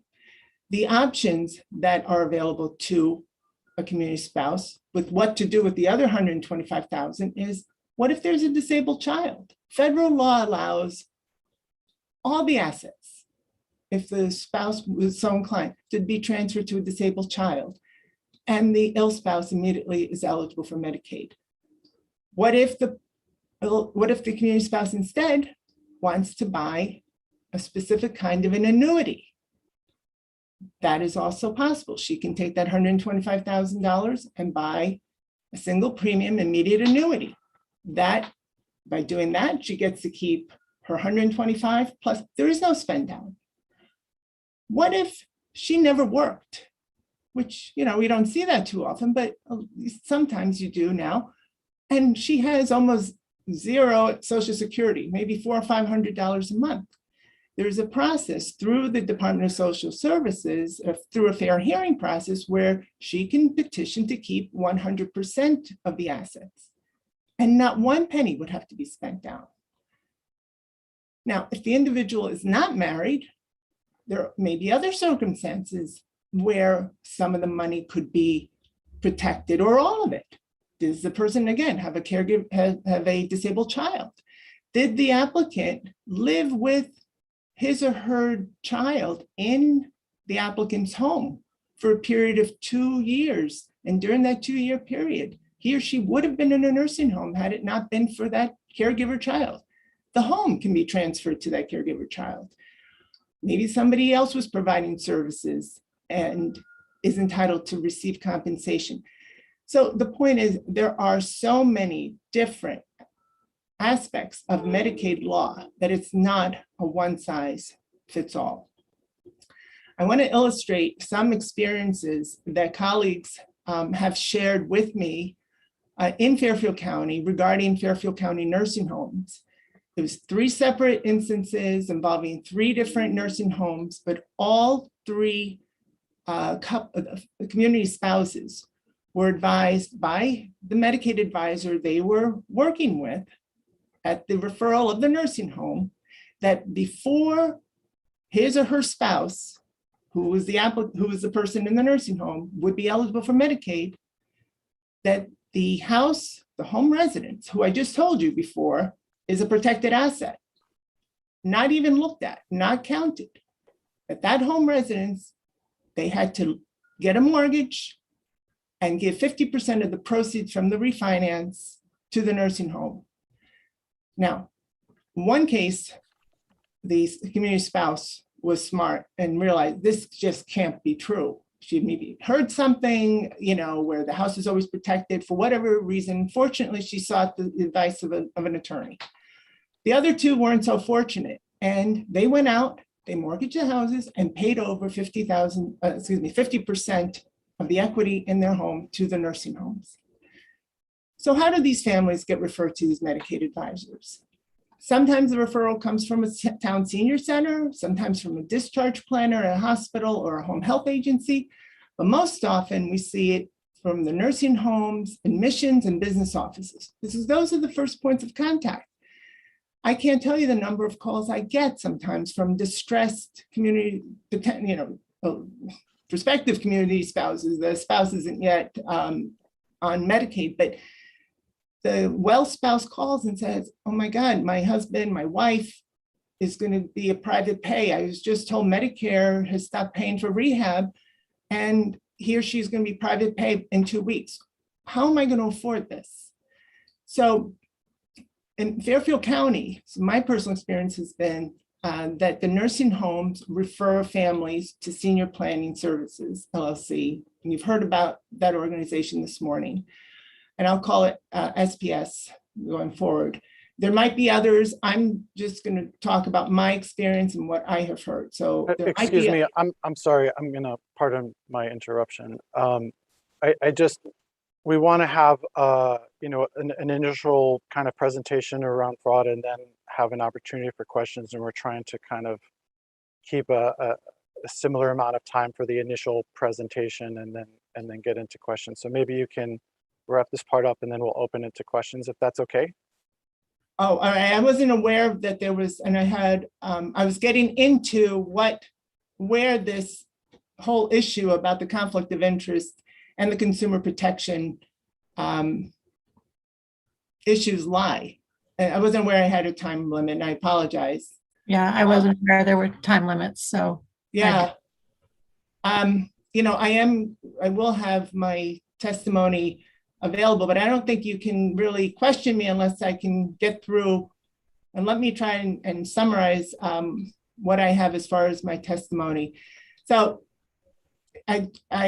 here's where the conflict is. So again, referring just to the SPS. And what families have told us is that when they are advised to one of these Medicaid advisors, we've heard time and time again, they believe that, of course, and surely the nursing home and this Medicaid advisor must know the law. Why wouldn't they provide me with correct information? And the answer is, as you've heard this morning, SPS is an affiliate of LTC Consulting, LLC. LTC Consulting is a company that nursing homes hire to perform the billing and collections for the nursing home, as well as the nursing home's collections and accounts receivable operation. So LTC maintains these patients' financial and medical records who reside at the facilities. And there's a pending federal class action lawsuit of which my clients are plaintiffs. Okay, I'm sorry. Please pardon me. Michael, excuse me, there were no time limits given. There was nothing that was discussed. We need to hear all of the speakers. I don't think it's fair to cut Amy off. Nobody else was cut off at a certain time. We have guests here, and this isn't a courtroom. We're trying to find out about fraud generally. We're not here to single out any one organization, especially if they're guests. We're supposed to be talking about senior fraud generally, and no. Today we're talking about Medicaid planning services. Actually, that's the topic for today. So I would appreciate if you would let the guest speak. I would also appreciate if we could just speak generally speaking about senior fraud in Connecticut and not single out particularly. The guest's experience might be specific, so I don't know that it can necessarily be general senior fraud. It's specific, and as to this one organization, as I said, it's my experience. I can't say that Medicaid for You is doing the same thing. I don't know Medicaid for You or any of the other organizations that are involved. The point I'm trying to make, and I would appreciate just a few more times, a few more minutes of your time here today. Yes, there is this litigation that is pending, and that has not been adjudicated. My purpose in just telling you about it is that, when families think that these Medicaid advisors are working for the family, they're not. They're not working in the best interest of the family, as the literature and advertising states it does. When they promise that the objective is to act in the best interest of the client, well, who is the client? As Carmine said before, it's not the applicant, but it's the nursing home, because there is that relationship. It's much more lucrative for nursing homes to have patients, residents paying the private pay rate. Now we have one or more nursing homes right here in Fairfield that charge almost $20,000 a month at a private pay rate. If that person is on Medicaid, the payment rate, the Medicaid rate that the nursing home receives from the state is much less, all right? So the family, so what I'm trying to bring out is when the family is hiring these companies, these Medicaid advisors, and they believe that they're working in their best interest, it's not the case. It's in the best interest. And by the way, someone, I've heard before that, this is, the lawyers are trying to just shore up their work and to make sure that they're protecting their bail. I don't need any more work. And the fees that some of these companies, and again, I will just single out the one I know because a client almost used them in August, was $7,500. I don't think that's an insignificant amount of money that people are paying for services. I also, so just to give you an example of this past August, what happened to a client. He was in a nursing home, same thing, Medicare, rehabilitations was stopping, so he was going to be a private pay. The son called me. I was on vacation, called me on Friday. I was due back Monday. Nursing home referred him to SPS. Now, if you speak to this, my client's son, it is clear there's something, there's a disability. There is no question. He was not asked. There were no questions. He was told, your father has to spend down all of his assets before he's eligible. Monday morning, I return the call. I tell him, cancel the contract. And first I asked him, I said, Frank, are you getting Social Security? Yes. How old are you, Frank? 62. How long have you been getting Social Security? Oh, 15, 20 years. He's a disabled child. I immediately filed the Medicaid application, had all the assets transferred to Frank Jr., and my client, Frank, became eligible. The nursing home business office was incredulous, and she said, well, how did you do this? Well, I said, he's a disabled child. Had he not reached out to me, he'd be homeless. He's living in the house with the father. The other case, which is, and you don't want me to go into, it be in my testimony that Joan will share with the task force, has to do with a horrific situation that clients went through with SPS. And SPS just spending down the assets, but then worse, not telling the family to have the husband revise his will so that should he die first, all the assets don't go right back to the wife in the nursing home. To change all the bank accounts so that the wife's name is removed in case the husband died first. To transfer the house to his name alone so that if he died first, the house does not become an asset of the wife.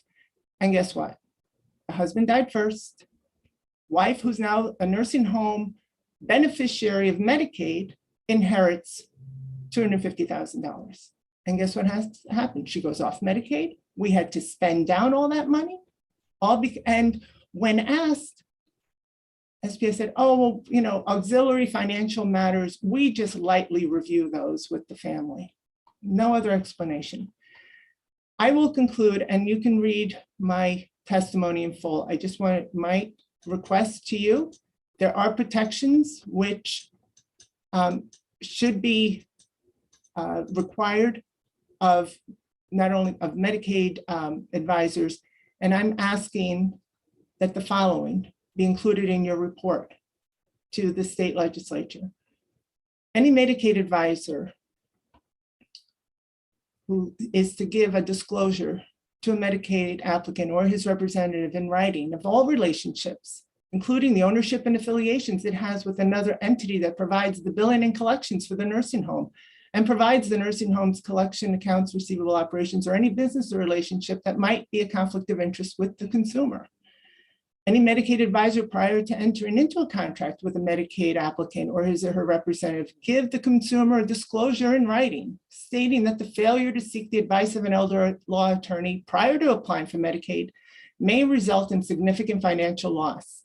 And finally, anyone referring a consumer to a Medicaid advisor, including but not limited to nursing homes, assisted living facilities, town senior centers, hospitals, home health agencies, and the other healthcare provider give a consumer a disclosure in writing stating that the failure to seek the advice of an elder law attorney prior to applying for Medicaid may result in significant financial loss. And I thank you for your time this morning. Thank you, Amy. Matt, you had a question? Yeah, thank you, Joan. First of all, Amy, thank you so much for your presentation and acknowledging our longstanding relationship, for your really tremendous service and value that you have provided to probably the thousands of clients you have served over the years. But the part I'm familiar with mostly is your advocacy at the Connecticut General Assembly on behalf of these issues. I think we all owe you a debt of gratitude for the time. You didn't get paid to come to the Capitol and testify, and you have informed the policy debate quite a bit. And I especially think you did so on the issue of the community spouse and an allowance to the community spouse, and trying to divert the maximum amount federally permitted to that. And that informing the view that we are no better off in Connecticut if we impoverish the community spouse, and they will be requiring services much more quickly than they would otherwise if we didn't move in the direction of providing more stability. But that among many other issues. I'm not going to ask a specific question other than I believe senior planning services addressed what they're doing and what they're not doing in the process. And I hope that will speak for itself, perhaps maybe in stark contrast to what you have said. But I take it your recommendations are in good faith. And I agree that the work of this task force should look into that. Those issues. And I think we should contemplate as well the disclosures that you have recommended. And I want you to know that even though I have disclosed it's not a pecuniary relationship with senior planning services, that I would intend to review your remarks, your testimony, and your recommendations in good faith also. Thank you, Matt. Appreciate it. Thank you, Matt. Are there any other questions for Amy? Steve? Thank you, Amy, for your testimony and your patience this morning and getting everything going. I only have a couple of questions. Are you aware of any litigation that's been going on related to Medicaid applications or Medicaid planning? The litigation I referred to is the one that's pending in a federal district court in New Jersey. It's a class action litigation, and my clients are parties to that. And it's against SPS, Senior Planning Services, LLC, and a law firm in New Jersey. I'm not aware of others in pending. If we could just again state for the record, these are not settled matters. These are claims that are pending in the judicial process. And I just think that it's proper to put that in context. Thank you to the chairman in that regard. Thank you. And I agree with those comments. And also I'm sorry I didn't have that awareness of that kind of relationship between our speakers today. Does someone else have a question? Michael? Yes, John. Yeah, sorry. It's more of a comment. We actually just went through a Attorney General review in Connecticut. There was an inquiry about a specific case, and the Attorney General did a full and thorough review. The review was closed out, did not find any indication of fraud or practice of law. So just to re-emphasize that we have our counsel in place, and that is our goal, to ensure that we are helping all the seniors that we can without crossing that line of practicing law or any fraud. So just to make that comment. If I could just respond, yes, in fact, I'm fully aware, because that was the complaint I brought on behalf of my clients, the Wojnas, who are the plaintiffs in the New Jersey case. I brought that complaint to the Consumer Protection Division of the Attorney General's office. There was a voluntary compliance agreement that was reached with SPS, no finding of wrongdoing or liability. But that is one. And because the Attorney General, right, they are not there to make laws, and they will not do a broad, they did one instance, one case. They will not get involved where there's litigation, and that was why that was settled the way it is, in my understanding. They also can't just do a broad sweep of Medicaid advisors generally. It has to be a case-by-case basis. They will address each individual complaint as it comes in. And that is also, it's in my testimony, which you will have a chance, which the task force will have a chance to see. So just to clarify, they did do a full review of our process and procedures. So whatever, it's, I'm sure you can get access to that whole review. So thank you. Thank you. Thank you, anyone. Does anyone else have other questions? So I really appreciate your comments, Amy. Thank you very much. And it sounds like one of the kind of takeaways, and we'll look for it in your written testimony as well, is some proposals regarding marketing practices generally. I was kind of interested in going into this discussion of the unlawful practice of law, and what does that mean? We were we have some resources from the previous meeting talking about how other states do it. How does Florida do it, or Ohio, or Tennessee, or New Jersey, and how do they distinguish it? And where they have advisory memos that have come out about it, and that kind of help in that guidance. I think Matt had asked in the last meeting if there was such guidance for Connecticut. Do any of our speakers have any awareness of any guidance on the unlawful practice of law from an advisory document from the Bar Association, for example, or from the judicial branch or the Supreme Court of Connecticut? To my knowledge, that has not been addressed by any of those bodies. Okay. Carmine, do you agree? Carmine, sorry. I agree that, yeah, I was on mute, sorry. Yeah, I agree that there hasn't been, unlike other states that have these advisory opinions, in Connecticut, we don't yet, or we don't at this point have the advisory opinion. Right, and and some of these advisory opinions, when we look at the articles, Committee on the Authorized Practice of Law from New Jersey, or the Unlicensed Practice of Law in Medicaid Planning, there's references to potential antitrust violations if the bar puts out some of that advice. Because, for example, in Florida, the unlawful practice of law is a criminal penalty, but the Supreme Court of Florida has empowered the local Florida Bar Association to investigate and prosecute cases. But here in Connecticut, only the Chief State's Attorney's Office by our own Constitution is allowed to do that. So that's not compatible. That's not something that could work here.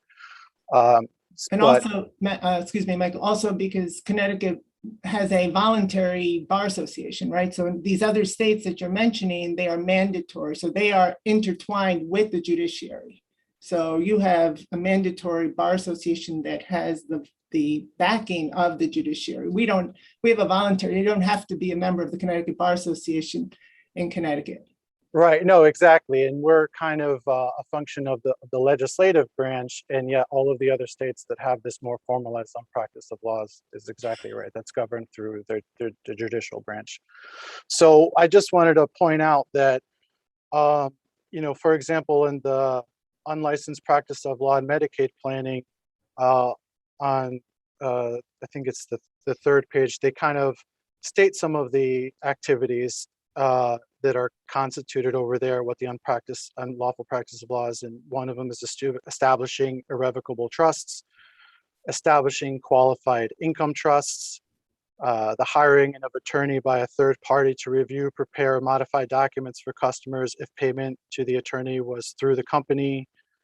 So there's a distinguishment there of some actual concrete examples that can can be considered. And one of the things that was interesting, and this just kind of goes back to one of our previous meetings, that just to say it firmly, federal regulations permit states to certify staff and volunteers to act as application assisters. That's 42 CFR section 435.908 subsection C. That's on page 3 of the New Jersey document, opinion number 53 we were handed out. So that's how we have this program choices, and that's kind of carved out in there to be that, and that's why, you know, also they don't do any of those more formal lawyer activities. And New Jersey goes on to talk about the standard of the professional judgment of a lawyer, you know, when having to do with wills, powers of attorney, need for guardian,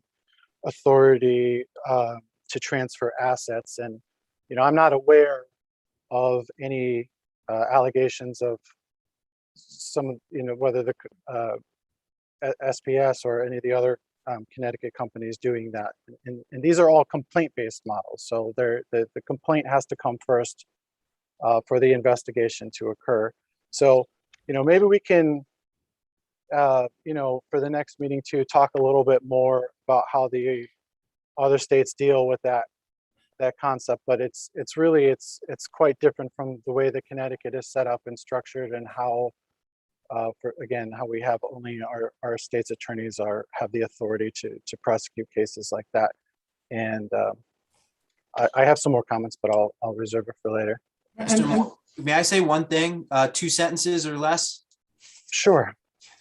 It's just that when conducting that analysis, if the task force could look into, you know, how do you implement, or what is the issue with respect to rendering legal advice regarding the implementation of law to the Medicaid process itself? So the implementation of law as applied to the process itself, and where that specific line is. And I appreciate how you framed that issue, and I just respectfully request that you look at that and apply it to certain situations, because that's the part of the crux of the issue is when you begin to implement, is it advice in some context versus not crossing that boundary, and what is that specific context? So I respectfully request you do that.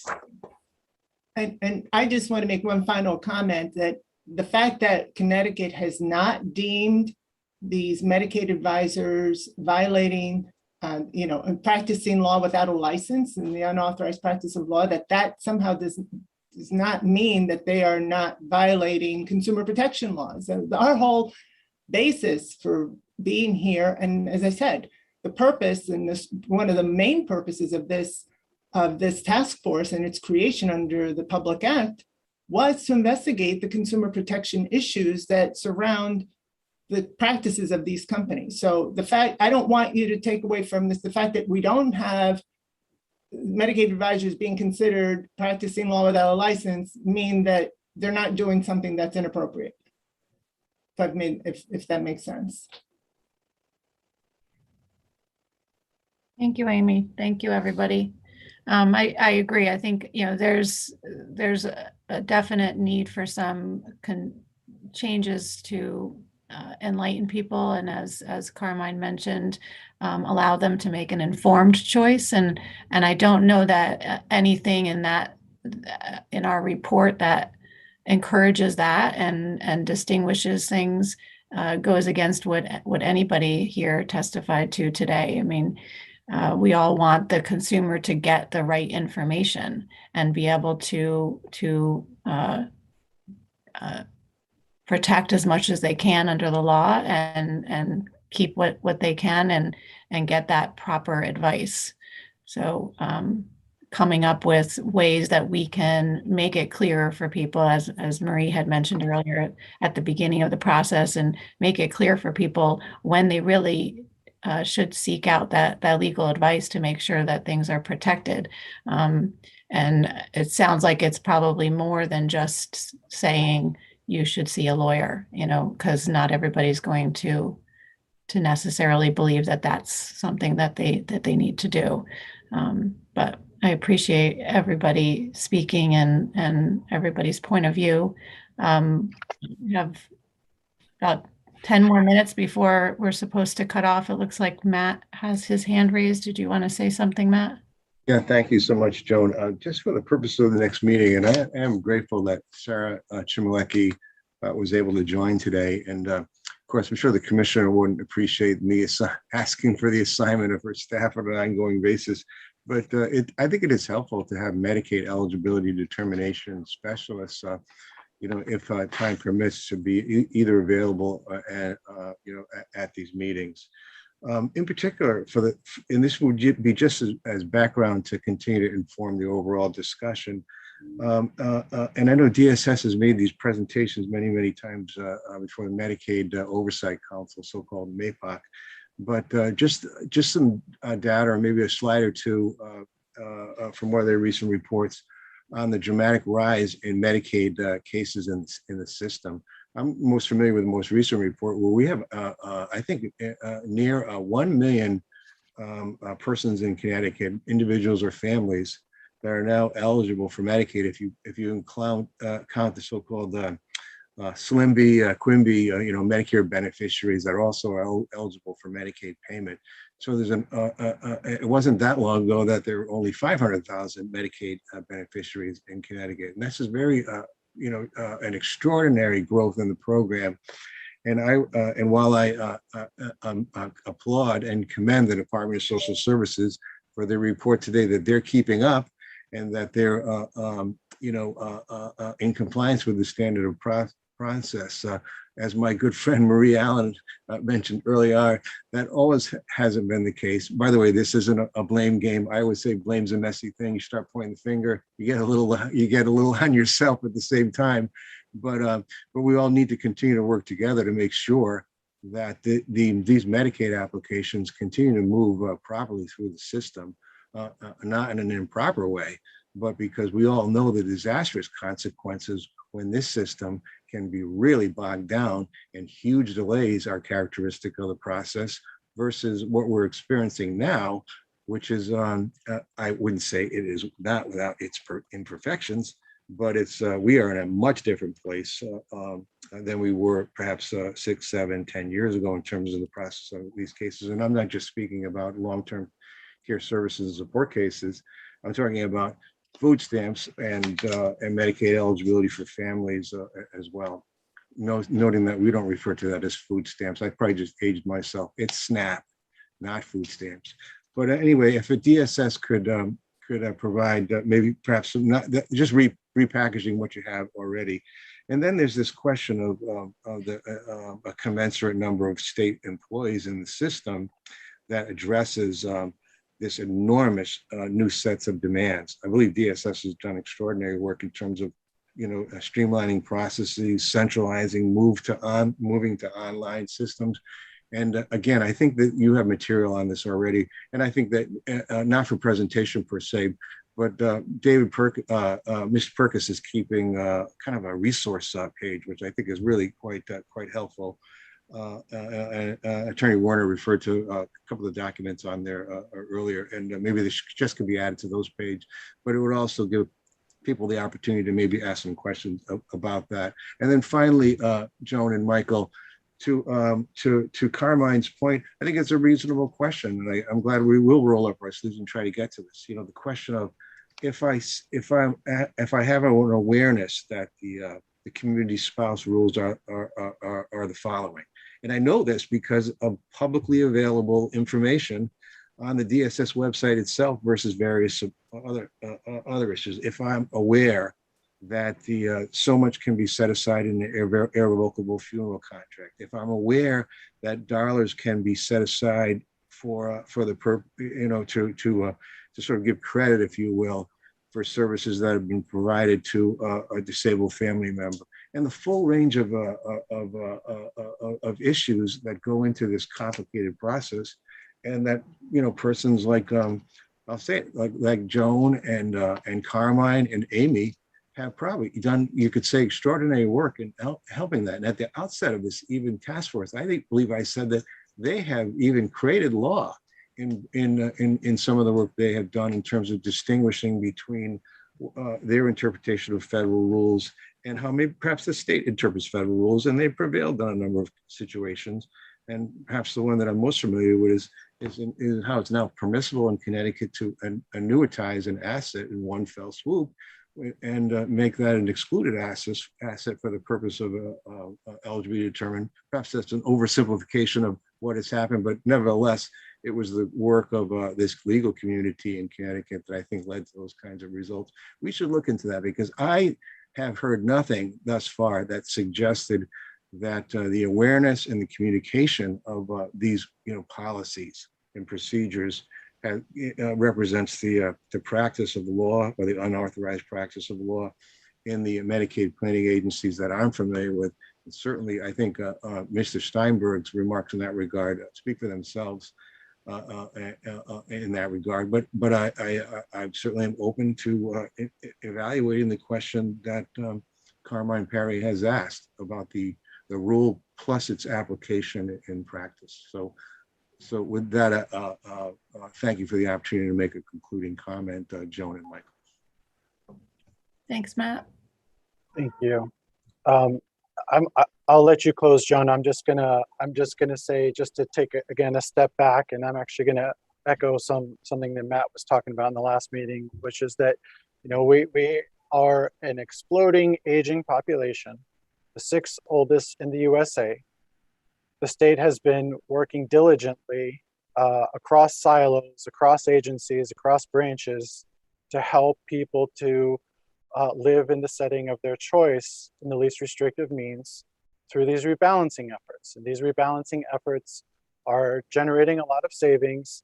And so there's going to be, I believe, opportunities to help make a healthier ecosystem. And, we're kind of going through this process. It's a little nitty gritty, but I think, Amy, you gave some really great recommendations at the end of your presentation about disclosures. And I think, there's marketing practices we can look at, and there's a number of other things we can do to kind of help make it just a healthier, more clear with informed consent system. So I really appreciate everyone's time today. Thank you so much. And, please all, keep in touch again through Joe, and, I'll pass it now to you, Joan. Thank you so much. Thank you.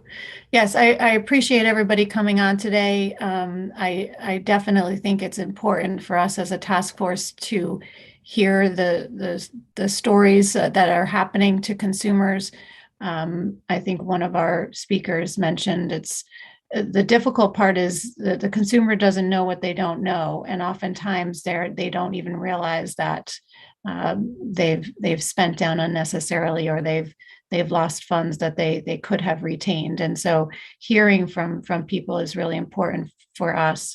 And I think we have a lot of different things that we can work on in our report to ensure that the consumers are protected as much as possible, make sure that they have that informed choice, and things are disclosed to them. I think it's such a complex area that we can't simply say, go to a website and you can find all the rules. It's just much more complex than that. So also figuring out where that line is really important. And I think that's probably one of the hardest things for us as a task force and in the nation, which is why every state is kind of dealing with this in a different way. It's a difficult task, but I appreciate everybody being here and expressing your experience and all of the comments. So that we will follow up at the next meeting on a similar topic where we're going to be talking about the Medicaid application, and we will be able to continue this conversation a little bit more in terms of that for the consumers. And that will be on December 2nd is our next meeting.